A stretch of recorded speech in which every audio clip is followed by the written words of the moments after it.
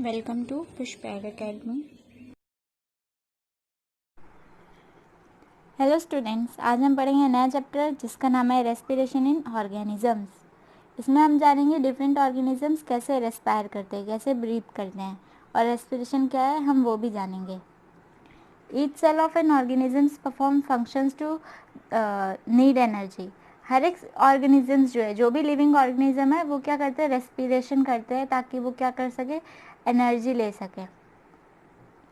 Food has stored energy which is release during respiration. Food में क्या होता है, एनर्जी प्रेजेंट होती है जो कब रिलीज होती है, जब हम रेस्पिरेशन करेंगे तब। जितने भी लिविंग ऑर्गेनिज्म हैं सारे रेस्पिरेशन करते हैं ताकि वो फूड से एनर्जी ले सकें। ब्रीदिंग क्या है, ये रेस्पिरेशन है कि एक्चुअल में ये एक ब्रीदिंग प्रोसेस होता है जो कि क्या है, जिसमें हम ब्रीथ इन करते हैं, सांस अंदर लेते हैं और सांस बाहर छोड़ते हैं। ब्रीथ इन और ब्रीथ आउट। जो हम सांस अंदर लेते हैं वो क्या है, ऑक्सीजन, और जो हम ब्रीथ आउट करते हैं वो है कार्बन डाइऑक्साइड। अब हम जानेंगे टाइप्स ऑफ रेस्पिरेशन के बारे में। Process of breaking down of food in the cell with the release of energy is called cellular respiration. Types of respiration में 3 टाइप के हम रेस्पिरेशन पढ़ेंगे। इसमें एक है सेलुलर रेस्पिरेशन, दूसरा है एरोबिक और तीसरा है एनारोबिक। सेलुलर रेस्पिरेशन क्या है, जिसमें क्या है, जो फूड का ब्रेकडाउन है वो सेल में हो रहा है और उसमें से एनर्जी रिलीज हो रही है, उसको हम बोलते हैं सेलुलर रेस्पिरेशन। ये ऑर्गेनिजम्स के सेल में ये प्रोसेस होता है। एरोबिक रेस्पिरेशन क्या है, इन दिस फूड जो ब्रोक डाउन होगा, फूड क्या, जो ग्लूकोज होगा, फूड ब्रोक डाउन हो गया, उसमें से जो ग्लूकोज होगा फिर वो जब ब्रोक डाउन होगा कार्बन डाइऑक्साइड में वाटर की हेल्प से और ऑक्सीजन की हेल्प से, उसको हम बोलते हैं एरोबिक रेस्पिरेशन। जब ब्रेक डाउन होगा ग्लूकोज का तो इसमें क्या होगा, ऑक्सीजन यूज हो रही है और वाटर यूज हो रहा है, जिसको हम बोलते हैं एरोबिक रेस्पिरेशन। इसमें ऑक्सीजन प्रेजेंट होती है तभी ये ब्रेक डाउन होगा, नहीं तो ये नहीं होगा। और ऑक्सीजन हमें कहाँ से मिलेगी, जब हम रेस्पायर करेंगे, ब्रीथ करेंगे। ये जो प्रोसेस है ये माइटोकॉन्ड्रिया में होता है और बहुत सारे ऑर्गेनिजम्स जैसे ह्यूमंस, डॉग्स, स्नेक्स वगैरह, इन सब में ये एरोबिक रेस्पिरेशन ही होता है। और सेलुलर रेस्पिरेशन कहाँ होता है, सेल्स में होता है। एरोबिक रेस्पिरेशन माइटोकॉन्ड्रिया में होता है। आइए अब जानते हैं दूसरा टाइप का रेस्पिरेशन है वो क्या है। ये है एनारोबिक रेस्पिरेशन। इसमें क्या होता है, जो फूड है वो ब्रेक डाउन हो जाता है, किसमें, ग्लूकोज में। फूड ब्रेक डाउन, जो फूड है वो ग्लूकोज में कन्वर्ट हो जाएगा, जिससे क्या होगा, ये बिना ऑक्सीजन के ही ब्रेक डाउन हो जाता है। एनारोबिक रेस्पिरेशन का मतलब यही है कि इसमें ऑक्सीजन का यूज़ किए बिना ही, बिना रेस्पायर किए ही जो फूड है, ग्लूकोज जो है वो ब्रेक डाउन हो जाएगा। ये जो रेस्पिरेशन है, जो ग्लूकोज है, ये पूरा ब्रेक डाउन नहीं होता है कार्बन डाइऑक्साइड और वाटर में। इसमें क्या होता है, एक कंपाउंड फॉर्म हो जाता है दूसरा, जिसको हम बोलते हैं अल्कोहल। ये डिफरेंट ऑर्गेनिज्म में डिपेंड करता है क्या कौन सा कंपाउंड फॉर्म होता है। इसमें जो ग्लूकोज ब्रेक डाउन होगा तो क्या फॉर्म होगा, अल्कोहल प्लस इसके साथ साथ कार्बन डाइऑक्साइड भी फॉर्म होगी और इसके साथ एनर्जी थोड़ी सी। ईस्ट इसका अच्छा एग्जाम्पल है एनारोबिक रेस्पिरेशन का। ईस्ट में क्या होता है, जो ग्लूकोज इन्होंने खाना खाया वो ग्लूकोज में कन्वर्ट हुआ, फिर वो ग्लूकोज ऑक्सीजन की एब्सेंट में, ऑक्सीजन प्रेजेंट नहीं होगा तब ये ग्लूकोज जो है कार्बन डाइऑक्साइड में कन्वर्ट होगा और अल्कोहल उसका बाय प्रोडक्ट होगा एक, और एनर्जी उससे हमको मिलेगी जो कि थोड़ी कम होती है। ये जो ऑर्गेनिज्म है ये रेस्पिरेशन करते हैं बिना ऑक्सीजन की प्रेजेंट से, इसीलिए हम इनको एनारोब्स बोलते हैं। जो क्या है, रेस्पिरेशन की एब्सेंस में ही जिनका ये प्रोसेस हो जाता है उनको हम बोलते हैं एनारोब्स। जो ईस्ट है वो क्या है, ये सिंगल सेल ऑर्गेनिजम्स है। ये इथेनॉल प्रोड्यूस करते हैं या फिर जिसको हम अल्कोहल बोलते हैं, ये एज अ बाय प्रोडक्ट मतलब प्रोड्यूस करते हैं। जैसे ग्लूकोज ब्रोक डाउन हुआ कार्बन डाइऑक्साइड में, प्लस उसके साथ साथ हमें एक बाय प्रोडक्ट और मिल गया अल्कोहल। अब ये जो अल्कोहल है बाद में इंडस्ट्री वगैरह में यूज़ होता है, वाइन, बियर, ये सब बनाने के लिए, बहुत सारी चीज़ें बनाने के लिए। और ये जो कार्बन डाइऑक्साइड है वो किस में यूज़ होती है, जैसे ब्रेड वगैरह जो बनती है उसके लिए। कार्बन डाइऑक्साइड क्या करती है, जो ब्रेड का जो डो होता है, जैसे आटा है जो ब्रेड का, वो क्या होगा, फूलने में उसको हेल्प करता है। अब हम एक ह्यूमन का एग्जांपल लेते हैं। जैसे हमारी मसल्स है वो भी कभी कभी एनारोबिक रेस्पिरेशन करती है। जैसे क्या होता है, थोड़े, लेकिन वो थोड़े टाइम के लिए ही करती है, ज़्यादा टाइम के लिए नहीं करती है, क्योंकि हम जैसे ह्यूमंस हो गए, डॉग्स, एनिमल्स जो भी हो गए, उनमें ऑक्सीजन रेस्पिरेशन करना ज़रूरी है, तभी वो सर्वाइव कर पाएंगे उस, जिससे उनको एनर्जी मिलेगी। जब हम कोई ज़्यादा एक्सरसाइज परफॉर्म करते हैं, जैसे रनिंग हो गया, साइकिलिंग हो गया, तो उससे क्या होता है, बहुत सारी एनर्जी क्या होती है हमें उसके लिए चाहिए होती है। जब ये सारी एक्सरसाइज परफॉर्म करने के लिए हमें बहुत सारी एनर्जी चाहिए होती है। तो ये सारी एनर्जी क्या होती है, जो हमारे मसल सेल्स हैं वो क्या करते हैं, एनारोबिकली परफॉर्म करते हैं उस टाइम पे। जैसे जब हम रनिंग कर रहे होते हैं तो एनर्जी तो हमें चाहिए होती है, तो जितनी हमारे पास होती है वो लग जाती है, लेकिन जब वो थोड़ी कम होने लगती है तो जो हमारी मसल्स है वो एनारोबिकली परफॉर्म करती हैं रेस्पिरेशन। एनारोबिकली कैसे परफॉर्म करेंगे, बिना ऑक्सीजन की प्रेजेंट में। जो ग्लूकोज है वो ब्रेक डाउन हो जाएगा किसमें, लैक्टिक एसिड में, और उसके साथ साथ हमें एनर्जी मिल जाएगी, और इसमें ऑक्सीजन का यूज़ नहीं होता है। अभी जो लैक्टिक एसिड है इसकी वजह से ही जब हम, जैसे हमने हैवी एक्सरसाइज करी तो उसकी वजह से क्या होता है, हमारे मसल्स में दर्द होने लगता है, क्रैम्प आ जाते हैं। और फिर जिसको हम, जो ठीक हो सकता है जब हम हॉट वाटर बाथ लेते हैं, गर्म पानी से नहाते हैं, या फिर हम मसाज लेते हैं, तो इससे ये सही हो जाता है। अब हम बात करेंगे ब्रीदिंग की। ब्रीदिंग क्या है, ये एक ऐसा प्रोसेस है जिसमें हम एयर अंदर लेते हैं और एयर आउट करते हैं। जो एयर रिच होती है ऑक्सीजन में उसको हम अंदर लेते हैं, और जो एयर रिच होती है कार्बन डाइऑक्साइड में उसको हम बाहर दे देते हैं। ये रेस्पिरेटरी ऑर्गन्स के हेल्प से ये ब्रीदिंग प्रोसेस होता है ह्यूमंस में और एनिमल्स में। हर एक एनिमल्स का रेस्पिरेटरी ऑर्गन्स अलग हो सकता है। जो एयर रिच होती है ऑक्सीजन में वो हम इनटेक करते हैं, अंदर लेते हैं, उसको हम बोलते हैं इनहेलेशन। और जो एयर रिच होती है कार्बन डाइऑक्साइड में उसको हम बाहर देते हैं, उसको हम बोलते हैं एक्सहेलेशन। ये कंटिन्यूस प्रोसेस होता है। एक बार हम एयर इन करते हैं, फिर हम एयर आउट करते हैं, ये प्रोसेस चलता रहता है जब तक थ्रू आउट है, ये थॉट नहीं है, throughout the life of an organisms. अब हम बात करते हैं ब्रीदिंग रेट की। ब्रीदिंग रेट क्या है, the number of time person breathe in a minute is called breathing rate. मतलब जो एक पर्सन एक मिनट में कितना ब्रीथ कर सकता है उसको हम बोलते हैं ब्रीदिंग रेट। ये आप देख सकते हैं, ये ये ब्रीदिंग नहीं, रेस्पिरेटरी ऑर्गन्स है, ये लंग्स वगैरह प्रेजेंट है। अब जो ब्रीदिंग रेट होता है वो पर्सन टू पर्सन डिफर करता है, मतलब हर एक पर्सन का अलग ब्रीदिंग रेट होता है, और ये कांस्टेंट नहीं होता है, मतलब एक ही ब्रीदिंग रेट नहीं होता है। जब हम एक्सरसाइज करते हैं तो हमारा ब्रीदिंग रेट क्या होता है, बढ़ जाता है, वो हो जाता है 25 पर मिनट, और उस टाइम पे हमें ज़्यादा ऑक्सीजन लेनी होती है। हम कैसे करते हैं, आइए जानते हैं ये पूरा प्रोसेस जिसको हम बोलते हैं मैकेनिज्म ऑफ ब्रीदिंग। हम कैसे ब्रीथ करते हैं, हम एयर अंदर लेते हैं नॉस्ट्रिल से, और ये जो फिर यहाँ से एयर कहाँ पास हो जाएगी, नेसल कैविटी से। नेसल कैविटी से कहाँ पे जाएगी, ये हमारे लंग्स तक जाएगी, वाइंड पाइप के थ्रू, विंड पाइप के थ्रू। हम विंड पाइप प्रेजेंट होता है, आपको पता ही होगा, ये डायग्राम में आप देख सकते हैं। मैं आपको दिखाती हूँ और क्लियर से। ये देखिए, ये नॉस्ट्रिल है, और यहाँ पास ये नॉस्ट्रिल कैविटी हो गई। ये यहाँ से नॉस्ट्रिल कैविटी कहाँ जाएगी, विंड पाइप के थ्रू अंदर जाएगी ऑर्गन्स में। अब आइए जानते हैं और आगे का प्रोसेस। अब जो लंग्स प्रेजेंट होंगे वहाँ पास, आपने देखा अभी लंग्स प्रेजेंट थे जो, वो चेस्ट कैविटी के बीच में प्रेजेंट होते हैं। ये किससे सराउंडेड होते हैं, जो लंग्स किससे सराउंड होंगे, रिब्स के थ्रू सराउंडेड होंगे। रिब्स क्या है अभी आपको दिखाती हूँ मैं। Large muscular sheet called diaphragm forms the floor of chest cavity. अब ये जो एक डायफ्राग्राम है जिसको हम बोल रहे हैं लार्ज मस्कुलर शीट होती है, ये क्या करती है, चेस्ट कैविटी का फ्लोर, मतलब नीचे का सपोर्ट बनती है। Breathing involves the movement of diaphragm and rib cage. जब हम ब्रीथ करते हैं तो इसमें क्या होता है, जो डायफ्राग्राम है वो मूव होता है, और रिब केजेस भी हमारे मूव होते हैं। आइए दिखाते हैं कैसे। ये रिब केज है, और ये लंग्स प्रेजेंट है, और ये है डायफ्रागम। जब हम इनहेल करते हैं तो दो प्रोसेस होते हैं। पहला क्या है, muscle between the ribs contract causing the rib cage to move upward and outward. जो मसल्स है, जो रिब्स के बीच में जो मसल्स प्रेजेंट होंगी वो क्या होगी, कॉन्ट्रैक्ट होगी, मतलब एक बार ऊपर जाएगी फिर नीचे आएगी, ऐसे होती है। और दूसरा क्या है, डायफ्राग्राम जो है वो एक बार नीचे को मूव, मतलब वो क्या होगा, डाउनवर्ड जाएगा। जब हम इनहेल करते हैं तो वो नीचे की तरफ, डाउनवर्ड की तरफ जाता है। अब जो अपवर्ड और डाउनवर्ड मूवमेंट है रिब केज और डायफ्राग्राम का, जो मसल्स, ये रिब केज में हमने देखा अपवर्ड मूवमेंट होगा और बाहर की साइड में मूवमेंट होता है रिब केज में। जब हम ब्रीथ इन करते हैं, इनहेल करते हैं, तो क्या होता है, रिब केज कहाँ मूव करती है, ऊपर की साइड पे और आउटवर्ड साइड पे। देखिए ये ऊपर की साइड पे मूव कर रही है और बाहर की साइड पे मूव कर रही है। और जो डायफ्राग्राम है, ये डायफ्राग्राम है, ये कैसे मूव कर रहा है, ये डाउनवर्ड मूव कर रहा है।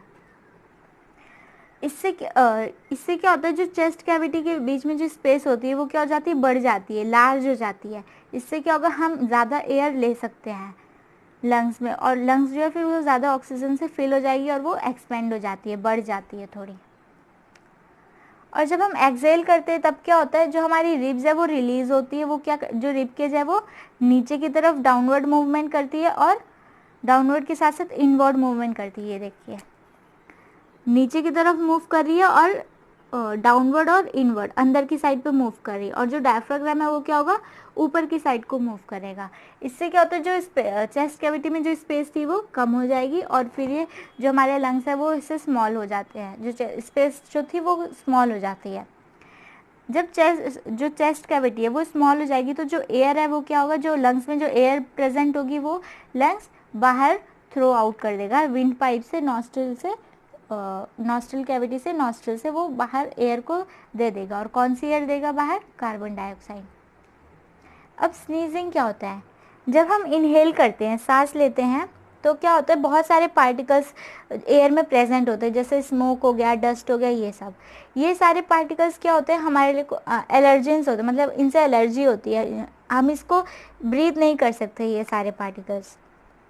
तो जब हम इनहेल करते हैं, जब हम सांस लेते हैं, तो ये सारे पार्टिकल्स क्या है, ये तो एयर में प्रेजेंट होंगे, तो आएंगे ही साथ में।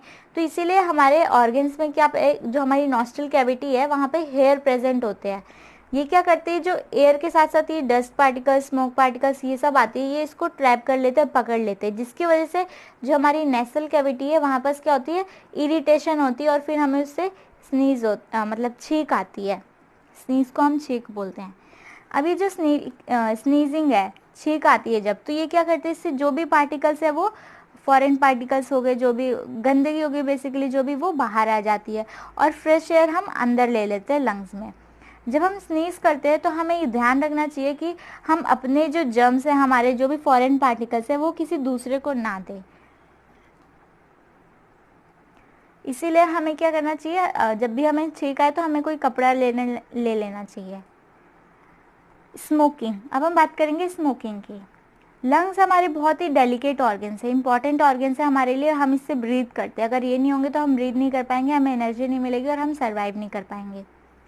जो स्मोकिंग है वो क्या करती है, जो हमारे लंग्स है उसको डैमेज कर देती है धीरे धीरे, जिसकी वजह से हमारी धीरे धीरे क्या होती है, हमारी जो हेल्थ है वो ख़राब होने लग जाती है। एकदम अचानक से नहीं होता, ये धीरे धीरे प्रोसेस होता रहता है। जो लोग स्मोक करते हैं उनके लंग्स ब्लैक कलर के होते हैं, और जो लोग नहीं करते उनके लंग्स अच्छे हेल्दी होते हैं। जो केमिकल स्मोकिंग एलिमेंट, जो भी स्मोक करते हैं लोग, उस स्मोकिंग एलिमेंट्स में बहुत सारे केमिकल्स प्रेजेंट होते हैं, वो क्या करते हैं, हमारे लंग्स को डैमेज कर देते हैं बहुत सारे तरीके से, जिसकी वजह से क्या होती है, हम अच्छे से ब्रीथ नहीं कर पाते, सांस अच्छे से नहीं ले पाते हैं। अब जो स्मोकिंग है वो क्या है, उससे कैंसर भी होता है, लंग कैंसर हो जाता है, और हार्ट डिजीजेज, इससे बहुत सारे तरह की हार्ट डिजीजेज हो जाती है। इसीलिए बोला जाता है कि smoking is injurious to health, और हमें स्मोकिंग नहीं करनी चाहिए।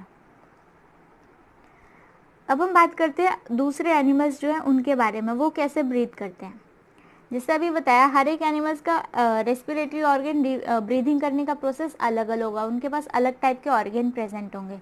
जैसे एनिमल्स हो गए, लायंस हो गए, काउज हो गए, एलिफेंट, ये सब, इन सब का जो रेस्पिरेटरी सिस्टम है वो ह्यूमंस की तरह है, जैसे हमारा है वैसे इनका होता है। लेकिन कुछ स्मॉलर एनिमल, छोटे मोटे एनिमल्स होते हैं, जो जैसे अर्थवर्म हो गया, फिश हो गए, आंट्स, मॉस्किटोज, ये सब, इनके पास लंग्स नहीं होते हैं। तो ये ब्रीथ कैसे करते हैं जब इनके पास लंग नहीं होते हैं, तो आइए जानते हैं। पहले हम बात करते हैं कॉकरोच की। कॉकरोच, ग्रासहोपर, ये सब कैसे ब्रीथ करते हैं। इन इंसेक्ट्स के पास क्या होता है, इनके जो बॉडी होती है उन पे एक छोटे छोटे होल्स प्रेजेंट होते हैं, इसकी जो ओपनिंग होती है उसे हम बोलते हैं स्पाइरिकल्स। ये इस स्पाइरिकल्स के थ्रू ब्रीथ करते हैं। ये जो स्पाइरिकल है ये किससे कनेक्टेड होती है, एक एयर ट्यूब से कनेक्टेड होती है, जिसको हम बोलते हैं ट्रैकिया, जिसमें क्या होता है, जो होल होता है इंसेक्ट बॉडी का वो इसमें ट्रैके से कनेक्टेड होता है, जिससे जब भी जो इंसेक्ट है वो इसी से ब्रीथ करते हैं। स्पाइरिकल्स के थ्रू एयर इन होती है और आउट होती है। अब इसमें जो गैसेस का एक्सचेंज है वो कैसे होता है, ऑक्सीजन रिच जो एयर होगी वो क्या होंगे, वो स्पाइरिकल्स के थ्रू अंदर ले लेंगे, अंदर लेने के बाद वो कहाँ पे जाएगी, ट्रैकेल ट्यूब्स में जाएगी, फिर वहाँ से वो बॉडी टिश्यूज़ वगैरह जो भी सेल्स है बॉडी के वहाँ तक पहुँच जाएगी। और जो कार्बन डाइऑक्साइड रिच एयर होगी, जो हमको नहीं चाहिए, एनिमल्स को नहीं चाहिए, वो क्या होगा, इसी प्रोसेस के थ्रू वो बाहर आ जाएंगे। लेकिन प्रोसेस अब उल्टा चलेगा। सेल से वो कहाँ जाएंगी, ट्रैकेल ट्यूब्स के पास जाएंगे, फिर ट्रैकेल ट्यूब से वो स्पाइरिकल्स के पास जाएंगे, फिर वहाँ से वो बाहर आ जाएंगे कार्बन डाइऑक्साइड वाली एयर। तो ये था ब्रीदिंग प्रोसेस कॉकरोच, ग्रास ऊपर, ये छोटे छोटे जो इंसेक्ट्स होते हैं इनका। ये देखिए मैं आपको दिखाती हूँ स्पाइरिकल्स कहाँ है इसमें। ये आप देख सकते हैं ऑरेंज कलर का ये स्ट्रक्चर गोल सा, ये है स्पाइरिकल्स, और ये ट्रैकिया जिससे ये कनेक्टेड है।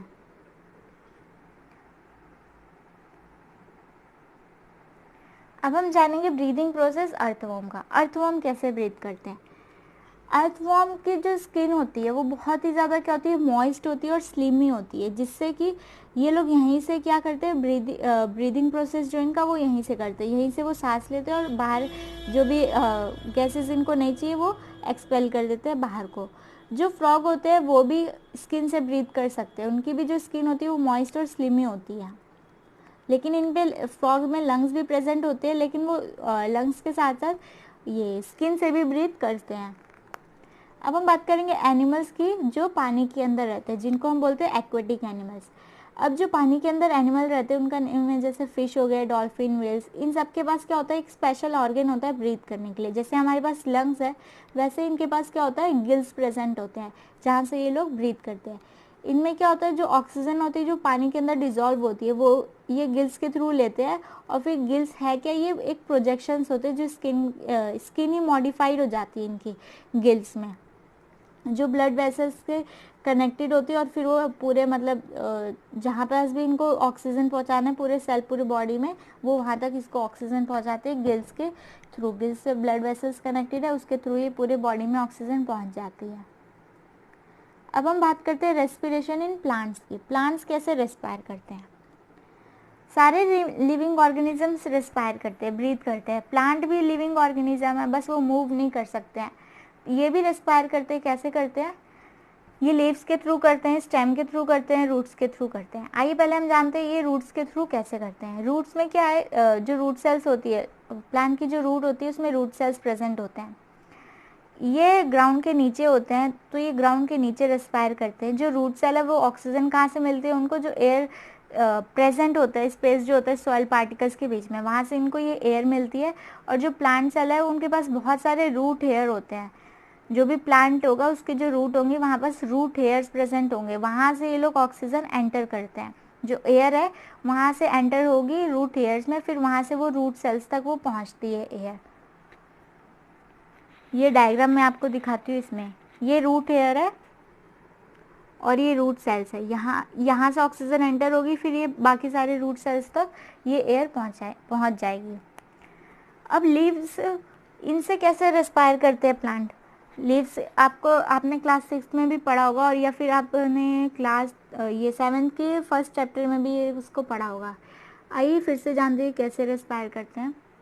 लीव्स में छोटे छोटे पोर्स प्रेजेंट होते हैं, जिनको हम क्या बोलते हैं, स्टोमेटा। ये कहाँ पे प्रेजेंट होते हैं, लीव के नीचे वाली साइड पे।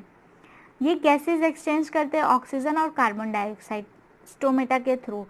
प्लांट्स को कार्बन डाइऑक्साइड चाहिए होते तो वो क्या करते हैं, कार्बन डाइऑक्साइड ले लेते हैं और ऑक्सीजन को रिलीज कर देते हैं। अब जो एयर एंटर होती है स्टोमेटा के थ्रू, वो फिर सारे सेल्स तक पहुंचती है डिफ्यूजन प्रोसेस के थ्रू। और सेम यही रूट सेल्स में भी होता है। रूट एयर ऑक्सीजन ले लेंगे, फिर बाद में वो डिफ्यूजन प्रोसेस के थ्रू सारे रूट सेल्स में वो पहुंच जाएगी ऑक्सीजन। तो ये था रेस्पिरेशन चैप्टर, जिसमें हमने जाना है अलग अलग टाइप के एनिमल्स, जो भी लिविंग ऑर्गेनिजम्स है उनमें कैसे रेस्पिरेशन प्रोसेस होता है। इस चैप्टर में बस इतना ही है। अगर आपको वीडियो अच्छा लगा तो लाइक कीजिए और सब्सक्राइब करना मत भूलिएगा, क्योंकि इससे आपको मेरी वीडियो की अपडेट सबसे पहले मिलेगी और आप ऐसी बाकी क्लासेस और इसके आगे के जो चैप्टर है उनके अपडेट्स आपको मिलते रहेंगे। Thank you.